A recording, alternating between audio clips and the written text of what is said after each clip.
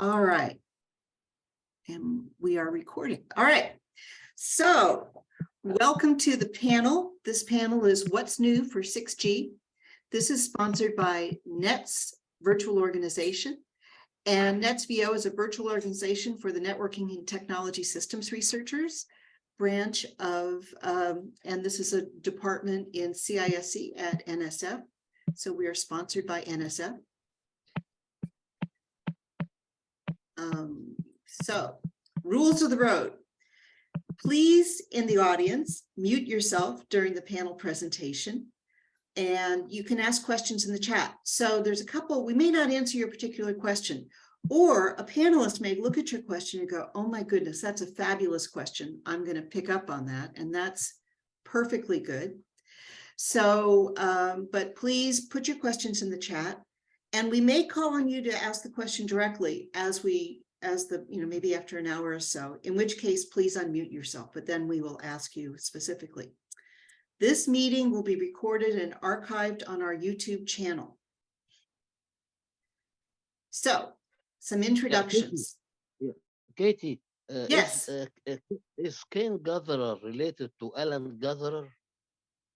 Yes, he is. And so we will introduce you. But in the meantime, if you all could mute yourself, that's an excellent question.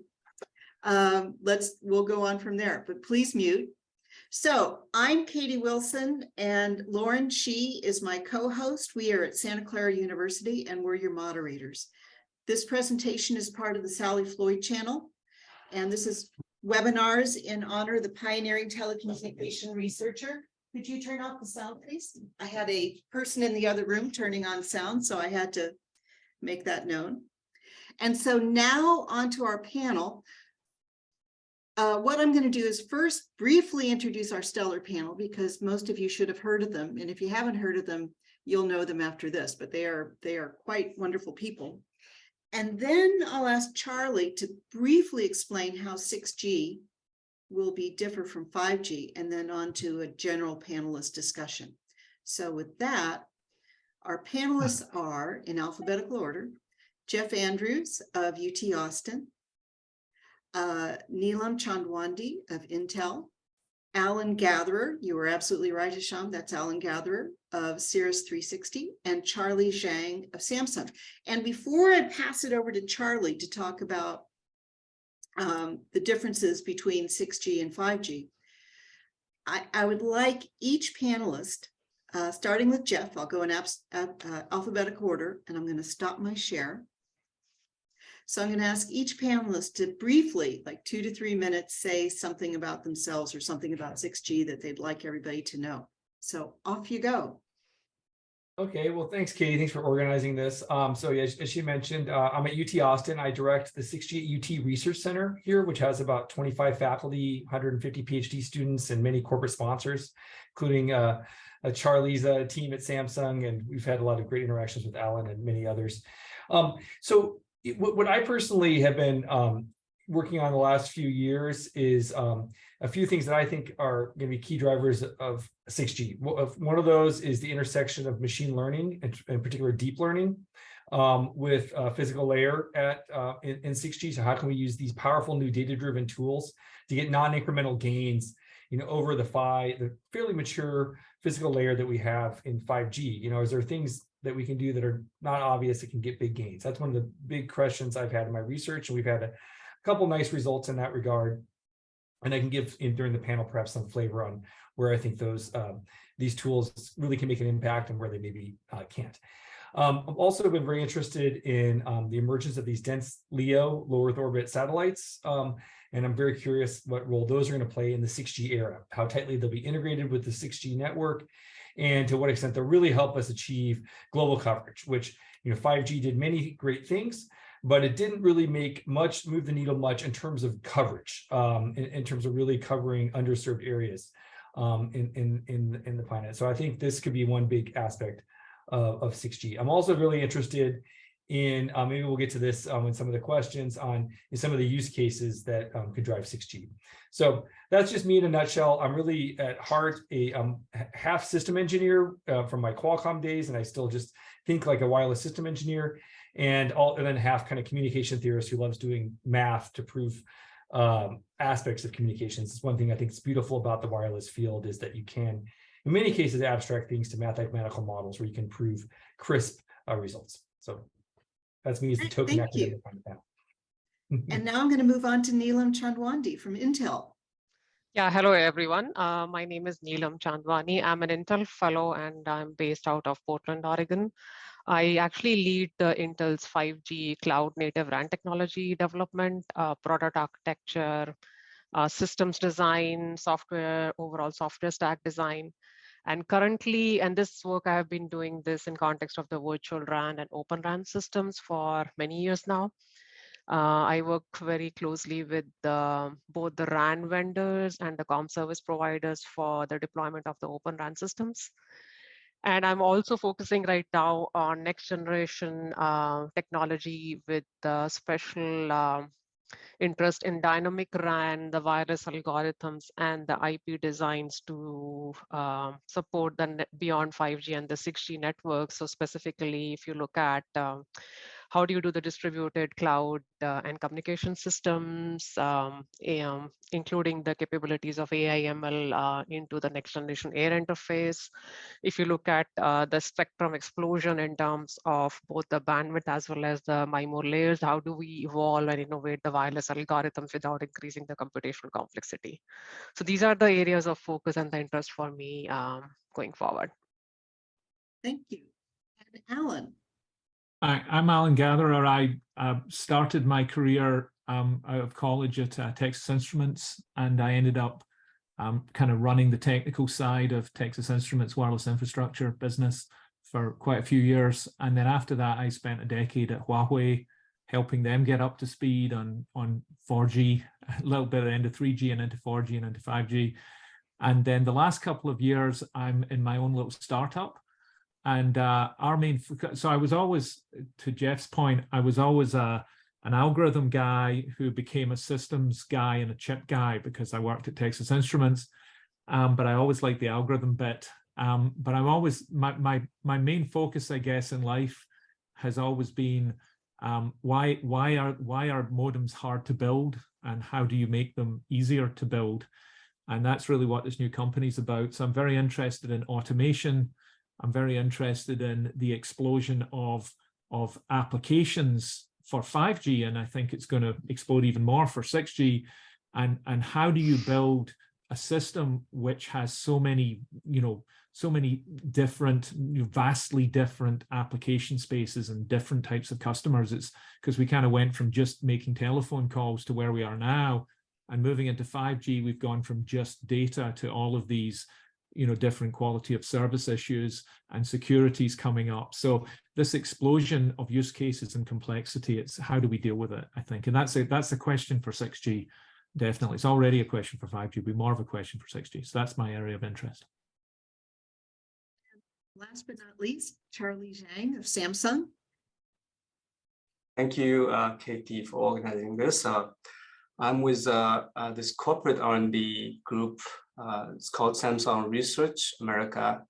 And I lead a team that's focusing really on the wireless aspect of the technology innovation, including the standards, research, prototyping, and also contributing directly to the commercial business solutions, both for the base station infrastructure side, as well as for the smartphone device side.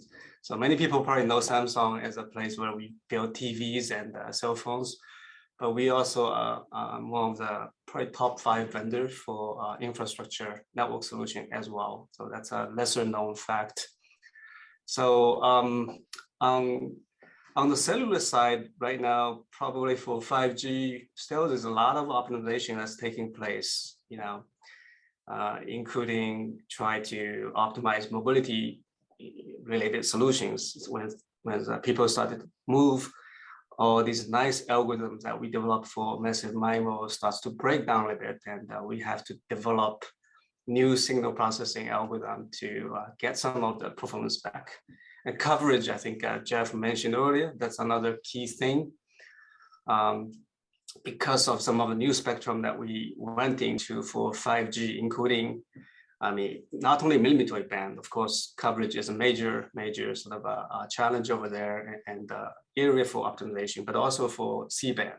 Even at 3.5, coverage is much worse compared to the more traditional AWS or PCS bands. So that's a lot of good work that's happening there.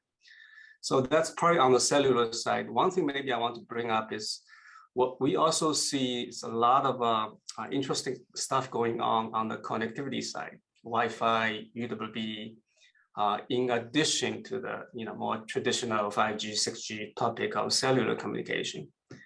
Wi-Fi UWB has been we saw pretty active research and even commercial efforts that's nowadays going beyond traditional definition of wireless communication, which is really sending packets from point A to point B, but also using the wireless and RF for this localization, for sensing, to figure out the physical world around you, basically serve as a bridge between the physical and virtual world. So we see a lot of good use cases starting to happen. We saw my team here also contributed to a few successful, commercialization of such devices in the last few years. We see this trend will continue for the foreseeable future, joint communication and sensing together. That's a quick overview. Thank you. Okay. So I've been told that even cellular standards are better than odd cellular standards. So besides 6G being even and 5G being odd, what would you say are sort of the highlights? If you had to explain to my sister who teaches English, what are the main things that are going to be different for 6G? What would they be? Yeah, that's you mentioned even is better or odd is better. I think there's still a debate out there which one is better, but definitely. No, it's even, Charlie. It's even. Even, okay, even is better. Okay, yeah. Okay, well, next one is even, so everybody will be happy that we have something to do to make it better. So I would say probably there will be a lot of differences in terms of the use case that we are imagining, in terms of requirement, technology that's available on the table. For example, AI becomes more of a very dominant technology being discussed today. But overall, I would say there's also a commonality.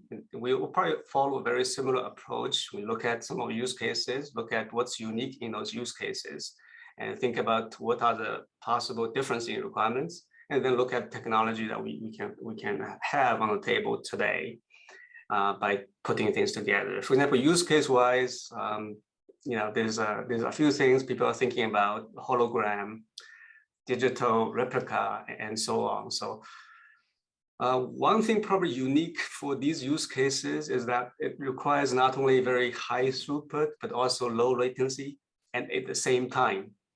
5G, we already talked about these three pillars, right? eMBB, which is high throughput, and URLLC, which is low latency and reliability, and massive IoT, but it's kind of about being treated as separate topics. But now in 6G, one thing maybe we see is a sort of convergence of these different dimension of requirements. In one use case, you may need to have a design that can support both low latency and high throughput at the same time. It's a little bit different than what we saw 5G, but technology-wise, I mean, we already heard, there's AI that has been pretty good in solving quite many existing problems, both on the network side as well as on the device side. But on the other side, we're also looking at maybe from a standard perspective, is there a way for us to integrate that as a part of the protocol in a more native way? So that work is already starting. 3GPP started a study item from this year, release 18. So lots of good discussions happening there if you're interested. A few coalesced around a few use cases, for example, the CSI feedback, channel state information feedback, beamforming, beam management, as well as localization and positioning. So, but I would say very early stage of discussion, lots of different opinions, different viewpoints, and confusions it will take some time to sort it out. So it will be interesting to see how things will develop in the next few years in those areas. And joint communication sensing, definitely another very interesting area to look forward to. I would say one more thing probably I want to highlight is spectrum related. Every time we talk about a new generation, it's always a combination of new spectrum we're trying to get into, in addition to, of course, optimize the network so it's doing better for the existing spectrum. 5G, we introduced millimeter wave, C-band, using somewhat different technology. So, but now in 6G, there's a few new spectrum on the horizon as well. Higher end will be terahertz. And then we also have this upper mid-band, it's kind of between millimeter wave and C-band. That's a lot of, it's more than 10 gigahertz of good spectrum available that we can try to harness in the future. So that's kind of a nutshell of what's happening on the requirement side, technology side, use case, and what we see happening. Okay, thank you. Does anybody else want to take up on the main differences you see between 6G and 5G? Well, on the even odd thing, Gerhard Fettweis, who does great talks, has this thing where he says 1G was like voice for rich people and businesses, and like 2G was voice for everyone, and 3G was data for businesses, and 4G was data for everyone. 5G is, all of these industrial applications, industry 4.0, agriculture 4.0, all of these kind of specialized high quality of service. In many cases, as Charlie says, they're not purely human based. We're looking at a lot of sensors, we're looking at robotics and things like that. But that's still for industry in 5G. So his thesis therefore is 6G will be all of those fabulous things, but for everyone. Now, exactly what it means, obviously, if you're a factory, you need robots. So maybe 6G is robots for everyone, right? I don't know. That would then be the conclusion. I think the other thing as well is that this again, pinging off Charlie's comments, that 5G having only 3 legs on its stool is more a side effect of the humans that had to market 5G.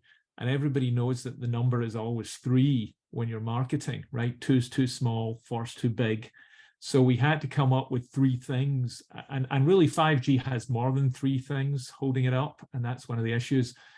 And I think that 6G will have so many facets to it in terms of application that it will be pointless to try and taxonomize it anymore, I think. And again, that's going to be one of the challenges. And then one other point, and then I'll shut up, which is millimeter wave and 5G never really achieved the goals that everybody expected it to. So I guess we'd expect terahertz to be equally underwhelming in 6G, but maybe millimeter wave might become something we see a lot of in the 6G timeframe, even though it was nominally standardized in 5G. I don't know if, we always talk about these things. There's always something done in a G that ends up not really being used till the next G. And I think that maybe millimeter wave is one of those. I don't know if there are other things in 5G that were just underwhelming that might be picked up again in 6G. That's maybe a good question. Jeff or Neelam? Yeah, I think maybe I can just add to what Charlie and Alan was talking about. So if we take this example only of the industrial use cases, even though 5G enables them, including the closed loop control, but I think in my mind, we are just starting to see the traction for these private verticals. Mostly right now it's focused more on, I would say, not on the stringent real-time requirements of a closed loop control, more on probably an AMR or some assisted machine communication. But when we go towards 6G, that's where these private use cases, specifically where you need stringent real-time constraints, right? So for example, if you take an example of a manufacturing cage, having the robotic arms control your different sensors and actuators, I think those are the use cases which will be considered at scale in the 6G timeline. And that is where I think a lot of things. So if I take an example, Charlie talked about that, a combination of a low latency and high data throughput. So imagine that you have a PCB and you are looking at the images of the PCB runtime, trying to determine the defects, right? So that could be one example. And then you have to take actions based on that. So this closed loop control involving very low latency and high throughput in the uplink in terms of, let's say, very high resolution images. I know telesurgery is a very far-fetched use case, but I think those are the things which will drive the system requirements, including in some cases putting some compute locally at different locations in the 6G standards and the deployment. So that is one thing at least which came to my mind. The second thing is when we look at, like, if you take an example of the MIMO technologies, right? So even though massive MIMO was defined in 4G as well, but realistically, you are seeing the 64 antenna sub 6 gigahertz deployments now started happening in 5G. Yeah. Now, as we go towards 6G, I mean, upper mid-band example, which Charlie was talking about, that will require increasing the number of antenna arrays, which means that it has implication on how the beamforming algorithms need to evolve.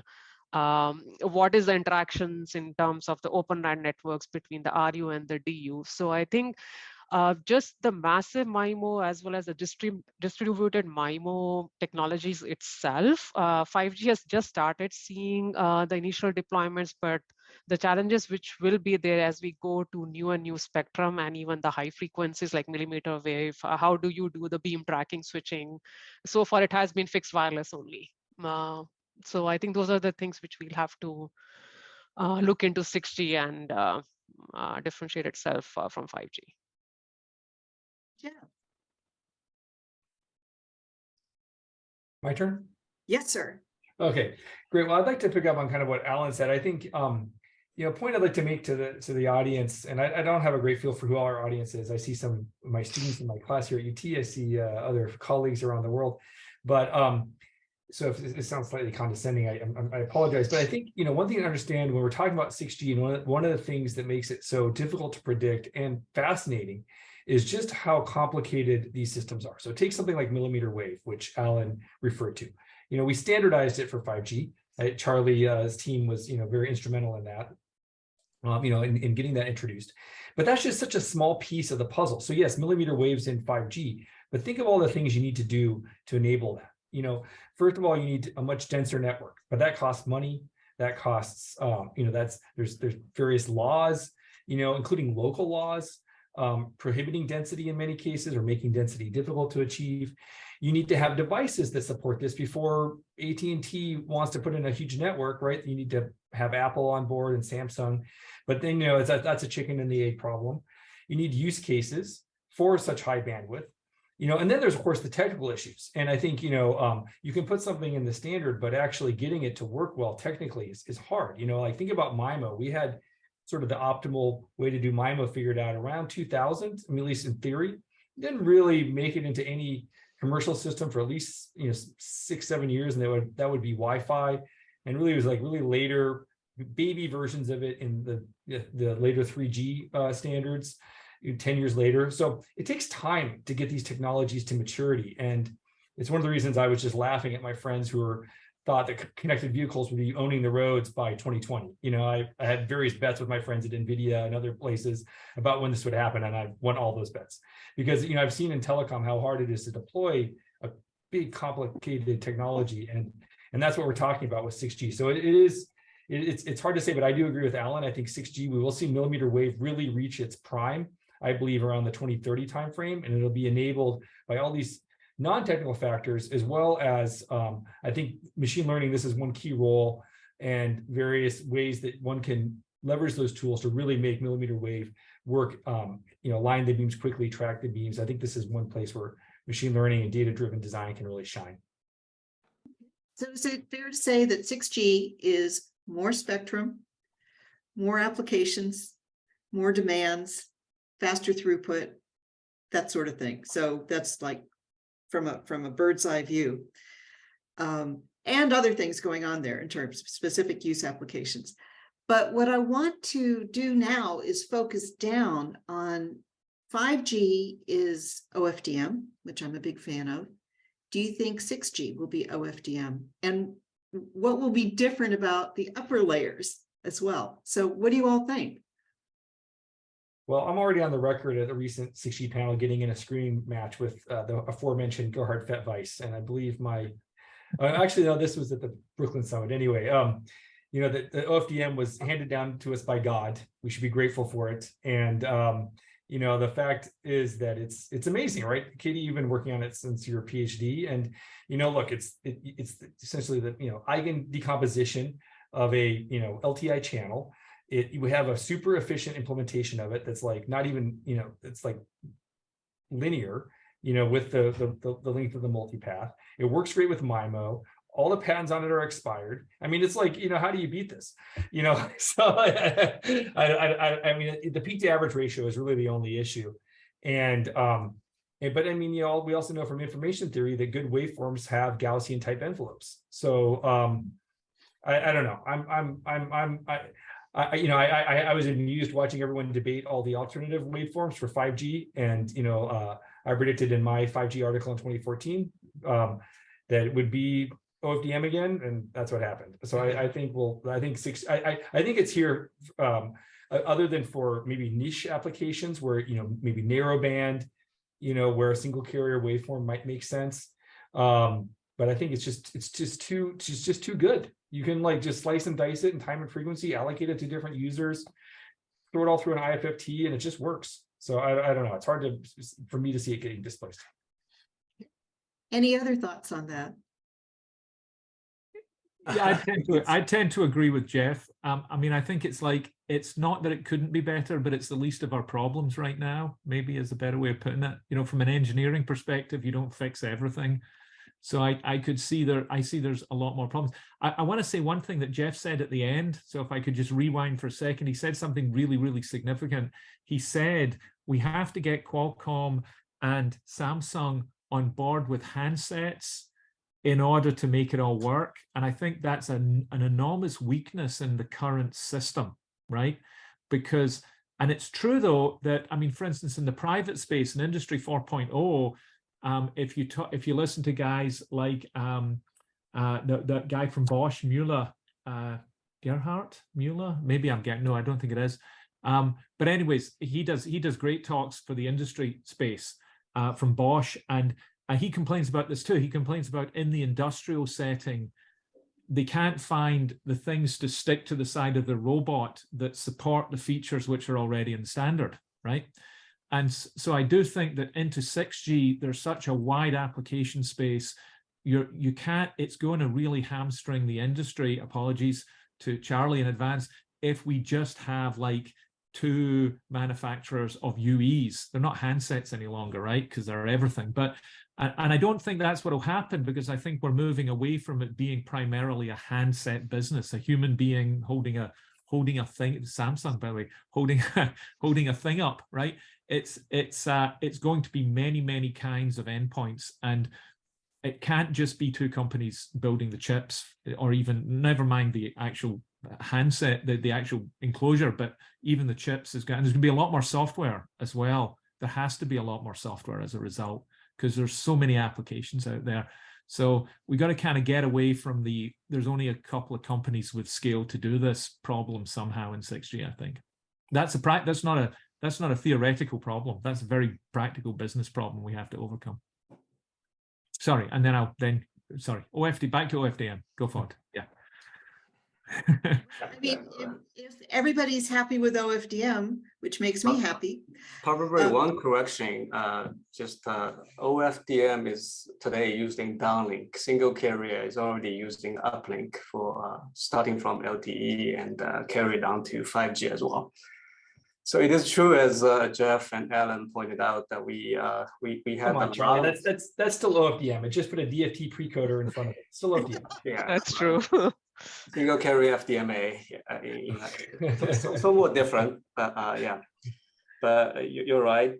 We have lots of good proposals during 5G days, but ultimately only change that made it to the 5G spec was more on the lower end of the spectrum, which is this half pi BPSK. It's not really a new thing either. It's more full coverage extension, improved PAPR for the device.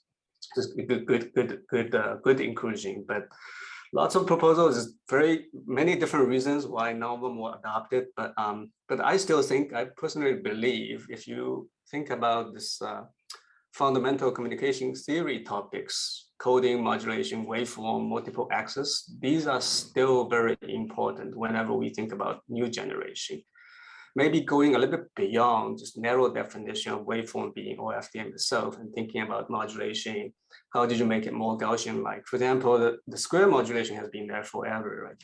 3GPP has been using this for BPSK, QPSK all the way up to 1K, but some other standards like on the TV broadcasting side, they have been using non-square modulation for quite some time, and it's been proven that that is a little bit better in terms of performance. Sometimes can be more than 1 dB better compared to the square modulation, coding, and so on. I think there's a lot of room for innovation, especially if you look at some of the new tools like AI coming into the picture, that probably will allow us to do a little bit more joint optimization, blur the lines between different layers. So many of the design principles or assumptions, for example, when we think about designing waveform, we're assuming PA is linearized. Okay, so you don't have to worry about any of the impairments from the device, from the RF side at all. So you just design what's best for that channel, AWGN channel. But on the other side, AI is probably a good tool for us to blur that boundary and say, okay, can we come up with a new coding, new modulation that's best, knowing that we're going to suffer if we can tune the PA to be operating a little more higher operating point, right, above that linear region. That can be quite important, because that means you can transmit much higher power compared to what you can do today with the same PA rating. And I think also on that point, all of the flurry of activity on low resolution, transmit and receive, it kind of goes along with that, because that's a nonlinearity too. Once you stop thinking of the bits or the samples as being infinitely resolved, and you start saying there's only 3 bits for that sample and so on, I think the algorithms, but I don't know if the standard would necessarily want to recognize that fact, but the actual implementations will have to, right? I don't know how that changes the algorithm side. It should though, maybe it will in 6G. I don't know, Jeff has probably got an opinion about that. Like 1-bit massive MIMO or something, does it change the algorithms? It does change the algorithms, right? So it would, yeah. So Jeff, what do you think about that? I'm sorry, about Charlie's comments? Oh, about Alan, yeah, Charlie's and Alan's, and then I'll go to Neelam. Yeah, I mean, I agree with Charlie said. I mean, I think I think if we're looking at like a single link in wireless, at lower frequencies, there's not that much more to do there. But I think if we look at higher frequencies, I think an interesting frequency, to go back to Charlie's comment on new spectrum, there's a lot of look at 6G using upper midband spectrum, so 7 to 15 gigahertz roughly, which has never been used for cellular before. And I think the intuition is that somehow it will be better than millimeter wave for coverage, and better, than for capacity than the lower frequencies, because you have bigger bands and you can use lots of antennas. And I think it's still a good research topic. I and some others are doing research in that area, and it's an interesting one for re-exploring some of these physical layer design aspects, because you're going to have a big antenna array. You're going to need a lot of beamforming gain, but you can also do MIMO. It's very complicated from a signal processing point of view to do the pre-coding. I think this is one area where maybe new PHY designs may make sense. I mean, I still kind of, I think I still start with OFDM as I don't see any reason to move away from OFDM, but different modulation techniques, different ways to do, for example, for Charlie's comment, you could, how do you do multi-user MIMO in that scenario? Should you do multi-user MIMO? It's a very complicated function of the channel, the user distributions. This is a prime, how do you do the pre-coding? How do you feedback the pre-coding? I think it's a great place to look at data-driven designs and machine learning as well, because I think that we could do the classical approaches, but they'll be way too complex to feedback or to do the channel estimation on. And this is something where you could perhaps learn quick and dirty suboptimal, but very good pre-coders. So anyway, this is another, I think, interesting topic for 6G research at the physical layer. Elam, any thoughts on that? Okay, so the elephant in the room in these days is AI. Everybody's been mentioning it slightly AI. And a few years ago when AI came out, when people were doing communications with AI, it was like using a jackhammer to pound in a nail. But it seems like it's matured a bit. So any thoughts on the role of AI in 6G? You talked about it briefly in 5G, but what do you all think? And I'll throw that out to the group. Maybe I can start first on this one. So I think if you look at AI, right? So I mean, there is already work being done in 5G for the AI ML algorithms, and I'm going to use AI ML and NN kind of interchangeably here, both in context of the training and inference for the network optimization, for energy efficiency, for network adaptation. And all these, if you look at the algorithms, are more towards, I mean, at most non-real time in nature, probably at the seconds level granularity right now. And that would be the starting point for the AI native networks as we move towards 6G. And the way at least I was looking at 6G is that the use of the AI ML native algorithms for improving the layer one, the max scheduler implementation. I think Jeff, Alan, and Charlie mentioned that earlier in the introduction section, to improve actually the overall performance. So whether we talk about how do you do the MU-MIMO pairing, taking into account different channel conditions, different type of user characteristics, different mobility conditions, how do you actually generate the beamforming, right? Adaptive beamforming as we increase the MIMO layers in the special domain where you get more and more complexity of how do you pair them, how do you manage the interference, how do you even do the channel estimation? So far, if you look at a traditional PHY design, it is doing channel estimation and then doing receiver algorithm design and then doing the decoding design. But if you take all the different blocks of the layer one and try to look at how AL/ML can be used to build the networks and the models, which actually is doing cross-block optimizations within layer one, as well as the optimizations between layer one and the max scheduler as well, right? So, I mean, just doing independent scheduling decisions and not really dependent upon the layer one individual block design. So this is where I think the AI ML techniques can be taken advantage of. Now, there are a lot of key challenges for this research. So for example, we have to make sure that we reduce the dependency on the offline and online training, because not much real data is going to be available. The adaptation to your fast and unpredictable changing channel environment, right, which is dependent upon the spectrum bandwidth, whether it is upper mid-band or whether it is centimeter wave or millimeter wave. Then robustness under the untrained scenarios, right? You will not be able to train for everything. And then another most important aspect is you have to reduce the computational requirements of the inference, right? So meeting the real-time constraints of the layer one and the max scheduler. So I think once we are able to address these aspects, which so far has been more focused on the non-real-time constraints when you look at the network optimization, will not only improve the KPIs of the next generation air interface, it will reduce the compute complexity as we increase the MIMO layers, right? So you don't have to have exponential receiver algorithm, for example, when we're going from a 64 antenna receiver to a 256 antenna receiver.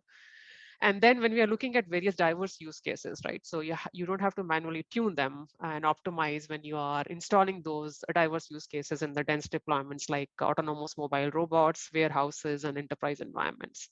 So I think that is where at least all this AI ML use for the layer one and MAC actually research, a lot of focus will happen in 6G.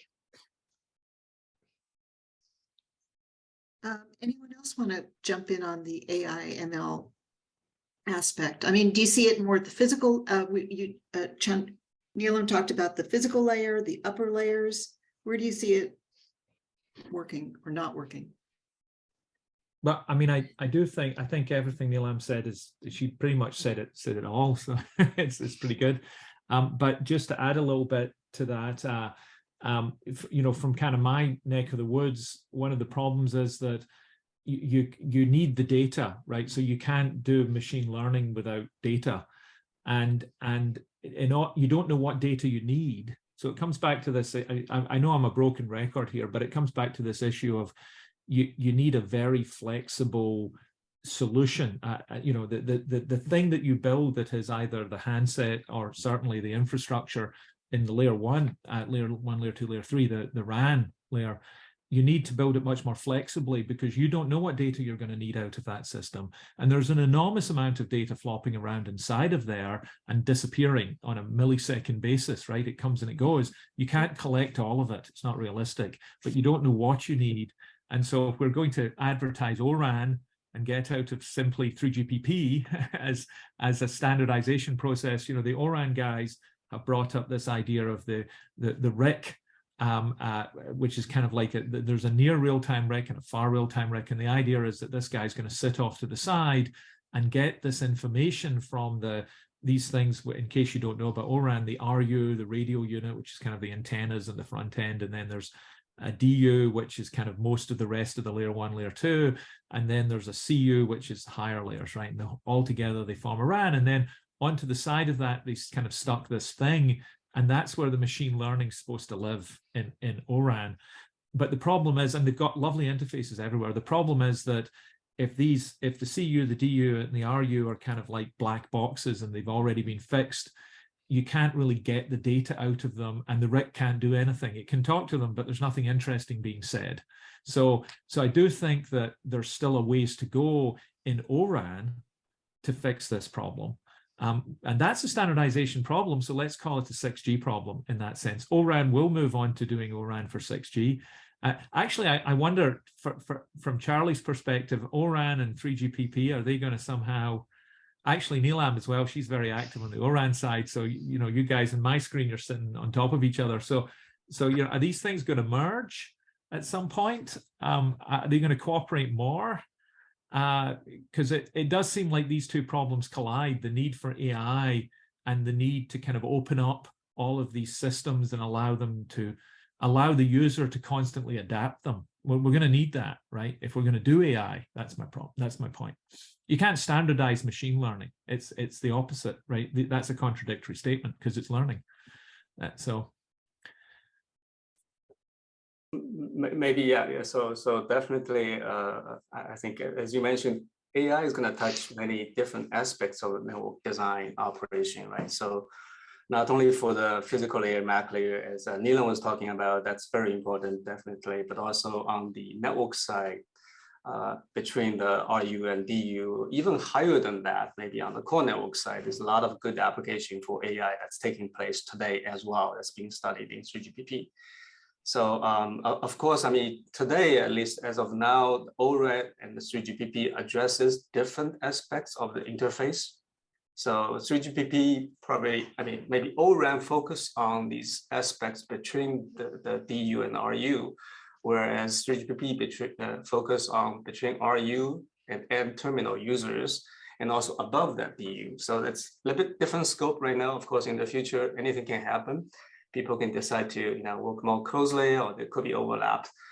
We'll probably address that when that happens. So that's at least that's where we are today. They're addressing different interface, even though they all contribute toward the common goal of making the network better, faster. So for the physical layer, definitely Neelam gave a very good summary, right? So whenever you have non-linearity, whenever you have this, you know, opportunity to cross the boundaries of different layers, that's where AI really shines. We see good examples of that happening today already. So, and I think it's a lot of good interesting work that can come out in the next few years can really help us a lot. I mean, I want to actually add maybe a little bit of our experience with AI. from a wireless engineer perspective, 4 or 5 years when I was first introduced to this concept of AI, I was very skeptical. I don't know why we need to study that, why it's relevant for us. But the good thing is we decided to give it a try, and guess what? Nowadays, I would say most of our engineers already are quite versed in some of the basic tools of AI. And they're really widely used as a common tool, just like everybody uses MATLAB, use C language today. So, and they're really everywhere in their daily life. Whenever we have a problem that tends to be nonlinear, tends to be difficult to solve, use traditional methods, traditional tools, naturally we'll try AI. So that's really a good thing. And we see lots of good applications. It's already happening both on the network side, which is very rich in data. And also today's traditional way of handling all these data is very expensive, labor intensive, and it's very natural to apply some of the AI and data analysis tools. And also on the terminal side, we also see very good examples, including, for example, my team worked on how to integrate this UWB chip for the ranging purpose on the phone. Some of the simple problems, when we integrate this UWB module here, right? How would you know whether, if I want to kind of do the ranging with another phone, one of the challenges, I can't tell whether that phone is in front of me or toward the back of me. So it's not easy problem to solve if you use a normal signal processing method. Then we developed a very simple AI algorithm, look at some of the features and solve that problem with pretty good accuracy.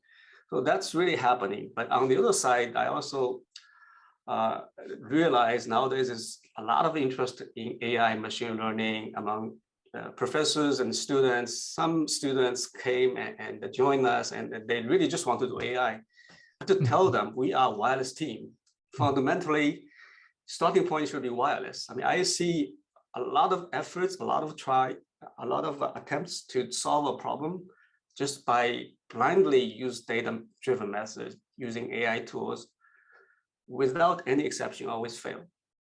All these successful applications of AI always starts with a good modeling, using what we learned from signal processing, from the wireless communication theory. So that's really one thing I would like to emphasize with the professors here, with students. Don't forget where our root is. Wow, AI is a really good tool, but we need the students with a solid foundation with DSP, with wireless communication theory. I would say as well that, again, kind of touching off the ORAN side of things, I see a lot of academics and students who take more of a kind of a data center approach to constructing. We see data center as being kind of, when I say data center approach, I mean containerizing things, especially in the infrastructure side, and finding new ways to construct networks and new ways to construct RANs, for that matter, out of components so that we can construct these things much more quickly. And this has become a whole kind of academic industry. If you think about a lot of the kind of university test beds that you see for 5G, those guys have been constructed with maybe a little bit of the OpenAir interface and a little bit of Magma over here, and they put them into containers and they connect them together and things work, and they may be not as efficient as they could be perhaps, but this is definitely a skill set. I'm not going to ding it. I agree with Charlie that that does not make you a communications engineer perhaps, but it's an important skill set to understand how the guys on the computer science side and in the data centers construct these large, software-defined networking, for instance. We can learn a lot from software-defined networking in the wireless space. So our students the people coming forwards need to pay attention to what's going on there and what they can steal essentially and make use of in our space. So I would hope that 6G really pays attention to those other areas as well in terms of how systems are put together. There's a lot to learn. Yeah, I think just to add to the Open RAN comment, right? So like you mentioned, Alan and Charlie as well. I think even if I leave aside the layer 1 and the MAC, even developing those applications in the near real-time RIC requires a lot of telemetry to be exposed to these applications. And if you look at DU, I mean, there's a lot of proprietary information which is there in the Mac scheduler and the PHY. And for these applications on the RIC controller node to be implemented successfully and give some gains, I mean, there needs to be a lot of information which needs to be exposed. And today, the interfaces like E2 and all are not at that point.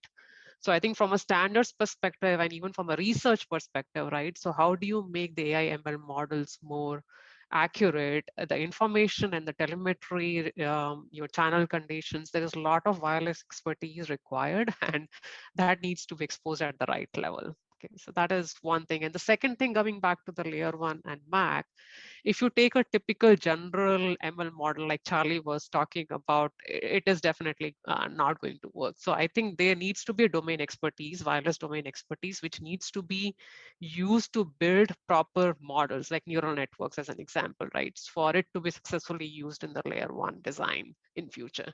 So that's why I think it's a combination of marrying the domain expertise wireless with the AI ML models and changing the models and maybe coming up with very simple models using these domain expertise. So that is the key for the research in this area.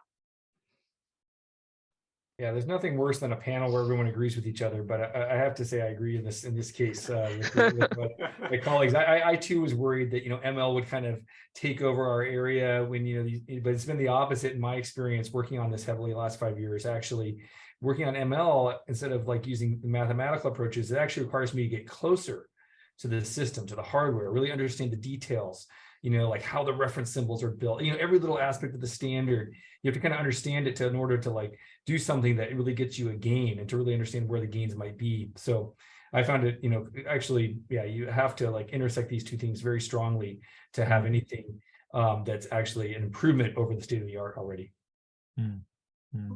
Yeah, I think for the most part, we're just trying to solve NP complete problems. And then we find ourselves with an NP complete problem and we say, oh, maybe if we can model it correctly, we can throw machine learning at it, because machine learning is sometimes good at solving NP complete problems. But because there are other ways of solving NP complete problems as well. So explainability does seem to be something that would come up as, I don't know if you guys, maybe we're digging a little too deep into ML, but it does seem like, I mean, there's many kinds of ML as well. And networks cannot be unexplainable, right? They can't just go off into the weeds and do stuff. It's kind of like, it's kind of like autonomous driving, right? They've got to be able to explain themselves, especially with these new applications, which include autonomous driving and factory automation. You can't afford a machine learning algorithm somewhere deep in the system to go off network. Yeah. You know what I'm saying? Yeah. So should we fear the autonomous drivers, the autonomous driving cars? Should we fear the autonomous driving cars with current state of the art? You mean as a consumer or? Yes, as a consumer, do you think it works well? I wouldn't try it yet. I think if you're in a car, it's probably okay, but as a biker, I'm pretty scared of them. You just need an autonomous driven bike. That's what you need then. There you go. There you go. And the communication between the two, I've always wondered how reliable is that?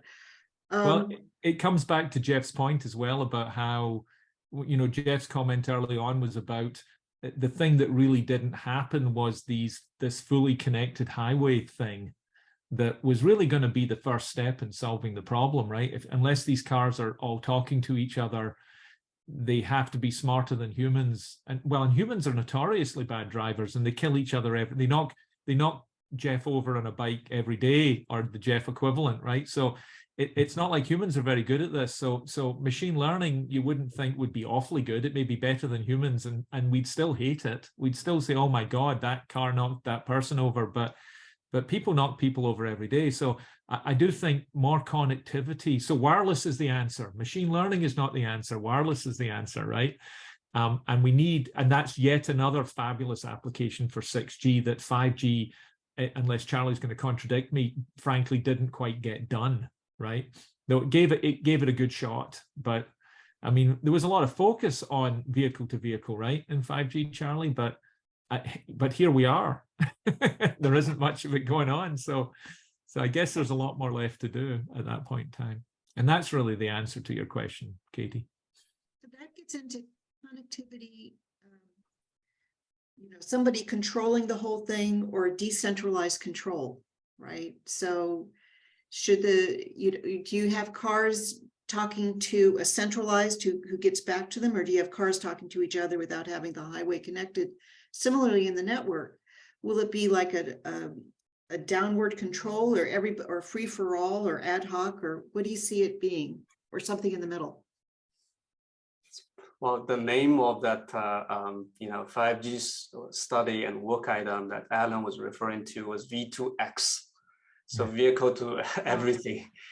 So that probably answers your question. It's vehicle to vehicle, vehicle to infrastructure, and vice versa. So it is a good technology component for 5G. I would say we have been building very good tools for this D2D communication, starting from the early LTE days. Actually, it's more than 10, 15 years now. So the technology-wise, I would say we have already built good tools. I think that part of the reason it did not take off yet is probably beyond just technology considerations. A lot of it is economic. How did you find a way to charge for better safety, right? So if who is going to pay for those roadside units, which is really critical for you to be able to gather this more global view of what's happening around you. So that way you can plan ahead a little bit. That's key point of having these very fast communication capabilities. If you're only able to talk to a car next to you, still you're not so much better off compared to what you already can do today, based on the onboard sensors. For example, radar can probably give you very similar information. But nice thing about this V2X communication is such that you can even see beyond what you can sense, right? Because if you have a guy sitting there, he can have a much better bird's eye view of the overall situation in your block, even in a few blocks ahead of you. But the big bottleneck I've seen is who is going to pay for that? I mean, what's the economic incentive for anybody to go there and build these things? So probably calls for entrepreneurship, calls for government investment as well. So it's more complex than just a technology issue, in my view. And yeah, and also obviously there's a whole ton of cars already on the road and they're not going anywhere, and none of them are enabled for this kind of V2X environment. So you've got a whole bunch of ordinary cars that you have to somehow negotiate your way around, and I think that makes the whole system much harder. I mean, maybe drones, if you think about drone networks, there's not a lot of drones up in the air today, so it should be easier to create an intelligent drone network from scratch, right? Because there are no drones today, and yet it still seems to be something that is somehow practically very difficult. So I think the jury's out. Mehdi Benes used to talk a lot about, maybe he didn't invent the term, but this co, right? That this idea of what was it? Control, communication, and there was a third co in there. But the idea was that in a situation like V2X or drones or an industrial situation, you don't really care about data rate or you don't really care about latency directly. And if you try to take, this kind of, say, take a drone swarm, if you try to take the worst case latency requirement of a drone swarm and apply it directly to the communication standard, like a classical communications requirement, you're dead, because it's a tiny latency, a massive bandwidth. But actually, most of the drones don't need that most of the time. So you have to kind of step away from the way even the 3GPP would tend to describe the problem in terms of latency, bandwidth, that kind of quality of service. And you have to back away and think of it as a closed loop control system, where the amount of bandwidth needed depends on some Lyapunov function that you're trying to optimize, right? At the end of the day, with drones, you just don't want them to crash into each other. That's all you want. Same with vehicles. And it's not really about bandwidth. It's about control, right? And so I I do maybe think that that's a weakness of the standardization effort, or maybe it's just so difficult, it's hard to standardize, but it's, again, more flexibility in how to implement these kind of solutions may allow entrepreneurs to come in and create these solutions. I wonder if maybe 3GPP is its own worst enemy sometimes in over standardizing things. And therefore you can't do all these creative things because the standard won't let you, right? And maybe drone swarms is a great example of that problem. I'm not sure. So you mentioned ORAN. So how do you all see ORAN differing from 5G to 6G? Bless you. Neelam, that's your question. You can start. Yeah, I think, I mean, there are things which will be evolving, I would say. So I think fundamentally, if you look at, right, disaggregation is one of the fundamental tenets of the Open RAN architecture in 5G itself. So which means that your, be it a radio disaggregation, separation of the RU from the DU, your control plane disaggregation, Alan talked about the RIC. Your hardware and software separation, your management plane separation. So this itself is lending favorably as a starting point for 6G, because we're talking about so many diverse use cases, like we talked about V2X just now, and even though RSU could be implemented in 5G, but the fact that it has to be cost efficient, affordable, and then there needs to be an open platform you can build in many applications, right? So if I take some examples, like if you look at NextG Alliance, if you look at the different goals it has, so whether it is in terms of distributing the cloud and communication systems, right? So in the Open RAN, there is, since this disaggregation has already happened and it is built on the cloud native technologies, which is the fundamental building block of every system design, right? Whether you talk about DU, whether you talk about CU.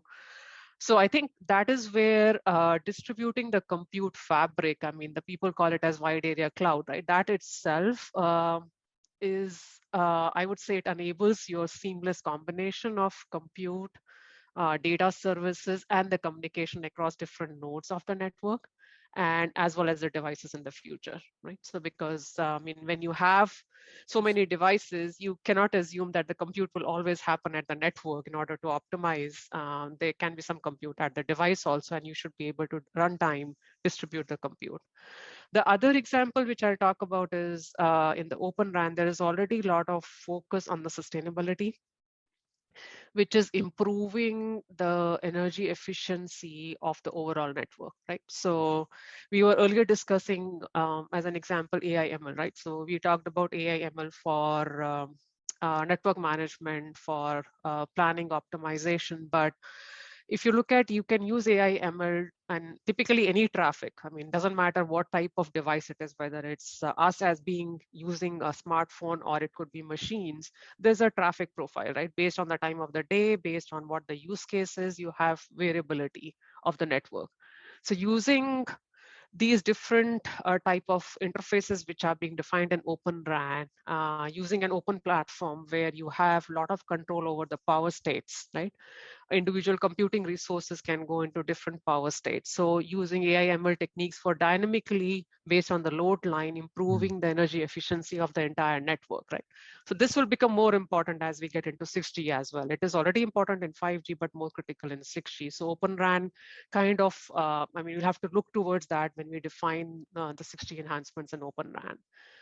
And then when we look at one of the things which needs to be hand in hand in the way we are defining Open RAN, because of the disaggregation, you have to define interfaces between different nodes in the network, which means it's an open interface, it's an open platform. So we have to make sure they are secure at every point in time, right? So it's kind of, think about, you have to make sure they are secure. Now, at the same time, they offer flexibility that you can observe them, right, at different levels, right? You can verify different matrices, which allows us to have better SLAs, but at the same time, you have to make sure that they are secure, right? So the whole trust, resiliency, and security, that becomes an important aspect which we have to evolve in Open RAN. Yeah.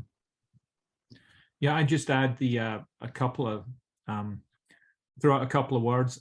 I think that automation, again, you know, looking to what the data center guys have done over the last 15, 20 years, which is amazing, and we should learn from it. There's nothing that isn't worth automating in a big system, right? So those guys automated everything down to how, you know, how the screws got unscrewed and everything, and as a result, they can set up data centers, you know, just like that, right? Because it's all boom. They got robots plugging in boards now, these guys. And if you like, for instance, if you look at the at least the marketing literature, I suppose, that comes out of Rakuten over in Japan, you know, that's one of the big things that they claim, is that they're taking advantage of kind of data center type automation. So I think everybody needs to pay attention to what we can automate. We don't have to do things by hand. And we're not trying to optimize everything down to the last, you know, 0.01 percentage points. If we can automate it, we can move much more rapidly and improve things much more rapidly. And that's really what the network evolution is, what it's about. And the other thing that then, so I think ORAN's challenge is to move away from simply standardizing interfaces, which has been fantastic, to moving to standardizing models at some level.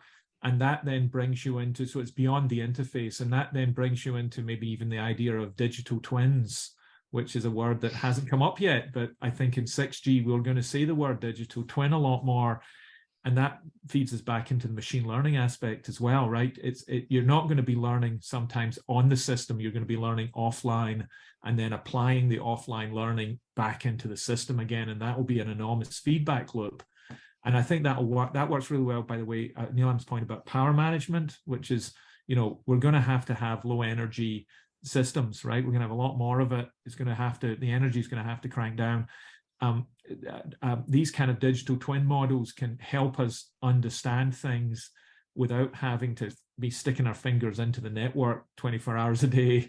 And then once we've learned something, we can apply it to the network, see what comes out, and then adjust our digital twin. So that kind of stuff, I think, needs to happen more. Whether it needs standardizing or not, of course, is a whole other issue, but it's definitely going to have to happen, I think. So probably those are really very, very good points in terms of ORAN and how to enable open interface for disaggregation and sustainability. You know, low power and energy saving is really one of the key things. It's probably going, definitely ORAN will play a key role, but it's also happening in 3GPP as well. One of the things that's I think is really interesting is a renewed focus on this energy efficiency. And in some sense, if you look at all these different generations from first generation all the way to 5G, one of the premise of the underlying assumption when we design the network is that we are trying to optimize the system for capacity and coverage. Assuming that spectrum is very expensive, you really just want to singularly focus on these two goals, right? Capacity, coverage. But now we see with the more diversification of use cases, as Alan was talking about earlier, right? Especially 5G, 6G, IoT and robots, non-human users in the future become more and more important. Battery will become one of the key you know, power saving. How did you make those devices last longer? Will be very important, and it becomes a key design metric for us. I mean, then it's totally different than what we have been doing so far. I mean, then the question is, what could be a right combination? What could be a right trade-off among these different KPIs, capacity, coverage, reliability, as well as energy efficiency for your end users, as well as for your network side. So 3GPP side already have a interesting study item that's happening now. It's called a low power wake up radio. So basically, today, one of the places where you see a lot of power being drained is when you are in idle mode, not doing anything. You have to keep your radio on just to monitor what's happening in the traffic in the network side, just in case somebody pings you or sends something to you. So instead that because of the bandwidth of that PA or radio front end is large, even in idle mode, you are consuming a lot of power. So the idea is, can we sacrifice a little bit on the network side, use the spectrum to send some additional signal to enable a very low cost radio to be always on at the terminal side. So it's a bit of a trade-off here. You are taking away some of the spectrum from this user as well as other users. But in the meantime, by doing so, you allow a totally different design to take place on the device side. So I would say that's a very interesting starting point, and probably will continue to see what are the implications down the road. How do we take it a little bit further? So that a lot of good research, I think, could happen in this space. That'll be very, very exciting to see. I think the industry guys, the industry private 5G guys, are very interested in RedCap to reduce capacity standardization, which has already been done. So you can already see them kind of latching on to everything you guys do that allows to reduce power. So I think you're definitely right there that if you could give them a little more power. I would say though that I'm not sure that in 6G capacity is going to be anywhere near the biggest deal, right? Because you're going to have quite a bit of spectrum. You know, the size of these cells, if we can call them cells at all, is going to shrink. And you know, even today, most base stations aren't running anywhere near their capacity, right? Most of the time. So I wonder, we should, you know, maybe we should really rethink the order of priority in terms of what we standardize, to be honest. And I think you're quite right that getting the overhead of signaling down is a big deal, but still people will want latency when they can get it. Maybe this comes back to, you know, why OFDM is a bad idea, Jeff. No, I mean, because the power consumption that Charlie's talking about, I mean, such a small amount of that is the transmit power anyway. So no, I mean for latency, it's like, I mean, I think maybe some of the arguments against OFDM have been around latency from no, being. but you have to do error correction coding anyway, Alan, which takes a lot longer than the OFDM service, right? So. Yeah, I mean, you know, you could. I'm just giving you a hard time, but and the latency could be reduced with symbol level OFDM processing. Alan. So there are ways within OFDM itself you can improve the latency. Yeah, let me give Jeff you've been listening to too many Gerhard's talks with too much Kool-Aid has been drank, you know. I've been fetweist. Yes, that's my problem. Actually, that is a new waveform we are talking about for this low power wake up radio signal. It's basically OK instead of OFDM. So that's a key to make a low power radio at the terminal side. If you continue with OFDM, there's no way for you to really reduce the power consumption there. So there's like a different dimension that's being considered. Naturally will lead us to think about, you know, different designs for waveform and other aspects down the road. So we're starting to get some questions from the audience, but before we do, I want to ask just a standard question is, if you were to advise somebody to go into a research area related to 6G, what would it be? And what would be the area you'd say, don't go there at all? It's not going to pan out. So I'll start with Jeff on that, and then we'll move around. So that's two questions. You know, well, look, I think there's a lot of good research areas to go into for 6G. So, you know, I mean, I myself, you know, have students working on joint common sensing, working on, you know, how should we modify the standards in COM to support XR applications? Like, what does the device look like in the 2030s? Are we still staring at our smartphones as we walk around? I had a kid walk into me today, you know, staring at his smartphone. You know, it's you know, on campus. I mean, you know, as much as this is an amazing device, the smartphone, it really has some optimal non-intuitive aspects, right? It takes a long time to enter a text message. You know, that's what the kid was doing while he bumped into me. You know, kids just walk around in front of cars. I see it all the time on campus. Anyway, the point is we can improve on the smartphone, I think, with some sort of new device. And, you know, I mean, Apple's working on this, Facebook's working on this. Sorry. So I think this is also an exciting area. What do we do for that? There's all kinds of interesting problems there. If we get out of a smartphone centric, and then, you know, obviously I'm very invested in the machine learning aspect. What area to not go into? Let me think about that while the other folks answer what the good areas are. Neelam, what do you think? Yeah, I think probably I'll focus on the network side of it. Jeff talked about on the devices side, but I think there is a lot of research which also needs to happen on the network, specifically in improving the cost and how do we support the densification without putting a lot of burden on the network, right? So If I start with, let's say, DU itself on the layer 1 and MAC, I mean, we have been talking about the MU MIMO for a while now, right? But there are still a lot of practicalities, difficulties in realizing MU pairing.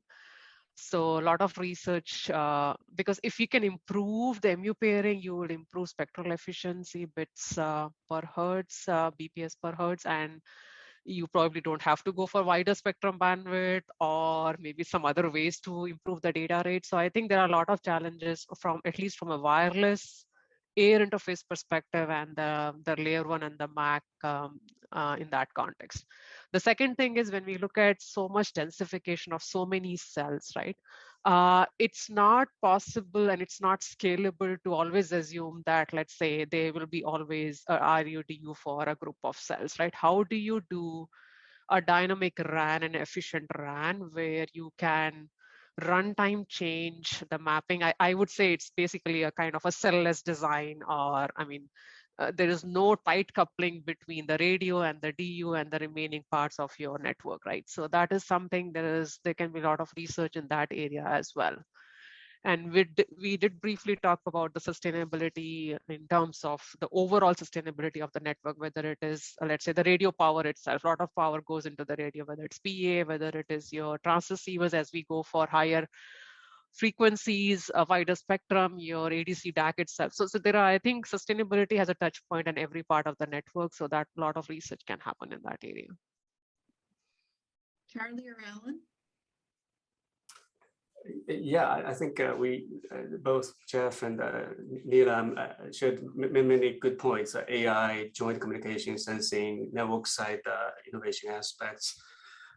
Definitely, those are very, very important, I would say.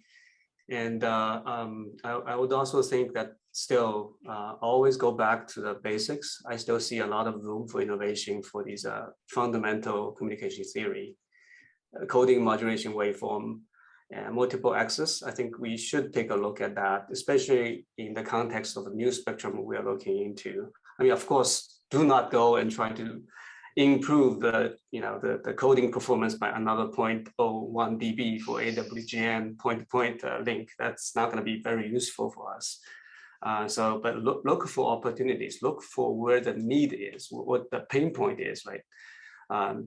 As we heard today, right, millimeter wave, definitely there's room for optimization. We have a coverage issue, which sort of is one of the bottleneck, preventing it from wider adoption and deployment. So anything we can do to help with that will be really helpful. Mobility is another key problem that we see in the field. Energy efficiency, that's emerging to be a key point for us to consider as well. So think about these needs. I mean, I believe these need is really the mother of invention or innovation. So think about what we are really experiencing today in 5G, what we can do better that will naturally help us think about what we should do for these, at least for these existing bands. Of course, then there's also the need for us to go to new bands, such as upper mid-band and terahertz. They have their own set of unique problems to be addressed. So those are also very good opportunities for research problems to be formulated. Alan? Yeah, so I mean, it's all been said, but I come back to this. The application will hopefully be everything in 6G, right? Because we've seen this explosion in applications, and you can't, the kind of network that you build and the kind of RAN that you build, even for, a kind of classic cellular, a bunch of people on the highway, checking their internet access and while hopefully not driving. That kind of big cellular problem is not anything near an agricultural 4.0 problem, where it's about sensors in a field, or an industrial problem, or even an in-building problem. So I think that or a Google Glass problem, when you're walking around with all of this stuff going on. So I think people should focus more on, wireless guys should focus more on showing that what they're doing solves an application problem, and not just, I got more capacity, or I managed to beam tilt and got a better whatever. I think you guys need to, the challenge you guys have is to really show that what you're doing impacts an application. Otherwise, it may give you 3 dB more of something, but Do we really care? I don't know that we do. And so that's a big area, I think you really got. And then the construction of modems. I feel like communications theorists should all be involved in, actually, I mean, it comes along with doing the application. I'd like to see more actual building of actual networks so that these guys can, and I think the technology is there now to allow everybody to do it. The other thing I'd like to see is the operators releasing more data. And I know there's legal reasons that's difficult and all, but I think if operators release more data, we can make more progress in machine learning and what is it good for. And that's just there's a legal reason, there's a commercial reason, but it'd be nice if we could cajole them into reduce, if we could release data sets the way the machine learning guys did in image recognition or in natural language, I think we'd make faster progress. So that's another area. All right, any other comments on that? Or are there any rabbit holes that you would avoid, or it's all good, or just be careful? Yeah, I can't think of anything. Anything I know you shouldn't do. Honestly, That's good. That would be. I'd probably. I don't really feel the need to hurt anyone's feelings. I'm sure there's things that I'd say that you don't want to work on. We have probably people doing their PhD dissertations on the call. Absolutely. But yeah, you can look at what my group's doing and not doing, and maybe that would answer the question. Okay, all right. That's very diplomatic and excellent. So there is one, we're starting to get to the point of wrapping up, but there's one question from the chat asking about sensing. I think sensing is going to be big. More about sensing in 6G. Yeah, sensing I think is really intriguing for 6G. I mean, it's a tiny bit there in 5G, but I think the idea that for some of the applications of the 6G era, we're going to need a lot more sensing is spot on. I think, they're going to be contextual where, if you think of a AR application, it's no good if it doesn't know the things around you. And of course it can learn, there's a store here, a store there, but I mean, actually understanding where other human beings are, what, sort of time varying things are going on around you, I think is so important. And the cellular network is where it's at, right? They're up high. We have, the real estate, we have the power connection, we have the internet connection. And, and then as we move to the higher frequencies, we can just do in-band sensing with those as far as radar and so on. And then you can also put other sensors on there. So I personally think it's going to be a big piece of 6G. It'd be nice if the devices also were a little more of team players on feeding back the things they're sensing into the network. But as of right now, Apple and Google don't want to do that, and so it's hard. So I think the network's going to have to just do it themselves. Alan, you're highlighted as if you're going to say something, or is that just a? I was just generally nodding, but I do. It comes back to this issue of having a more open network, more open devices. So if researchers are going to make progress in this, that we need to, again, as I get myself into trouble, but there needs to be the sense of the handsets as well need to be more open at the physical layer, so that they can adapt more quickly. And of course, the way the business has evolved because of the scale of handsets, the business has evolved to there's only a couple of companies have the scale to be successful, and beyond that, so there's a commercial reason why there's only a few companies making handsets or handset chipsets, but I do think that's an intrinsic problem that affects what Jeff just said, that it's hard to make progress when all the information is held within the hands of a few companies. So, of course, how we get around that, as I say, I'm not blaming those companies for being successful. That would be ridiculous. But there's something intrinsically wrong with the whole cellular business in that sense, that it needs to scale such that only a few companies can be successful. And it gets back to Open RAN. The idea behind Open RAN was it would allow more companies to enter and just do a little piece of it, right, and get more diversity. So hasn't quite happened yet. But if we can achieve more diversity in terms of suppliers and people who are contributing to our systems, I think a lot of what Jeff's asking for will happen. I think we have time for one last question, which is from the audience, and it's about channel modeling for the high, the sub-terahertz and the terahertz frequency spectrum. And do you see AI being helpful in that area? I think that's a good one for Charlie to start with. I have some thoughts too. Okay, Charlie. Sure, definitely. I think there's a need for a channel model for these new spectrum that we are looking into, right? Upper midband, it's not well understood yet. I mean, if you look at the 3GPP spec, we already have a channel model probably covered that band. But that's really just there by extrapolation. We did measurement, 10 years ago for the C-band and maybe 6 gigahertz and lower, and we just kind of said, let's just draw a line and extend it to all these different bands, all the way to millimeter wave bands. So really, nobody at that time verified them, the accuracy in those bands, whether or not it's really valid. It would be really good to have some better understanding, especially for these new bands that we are planning to look into.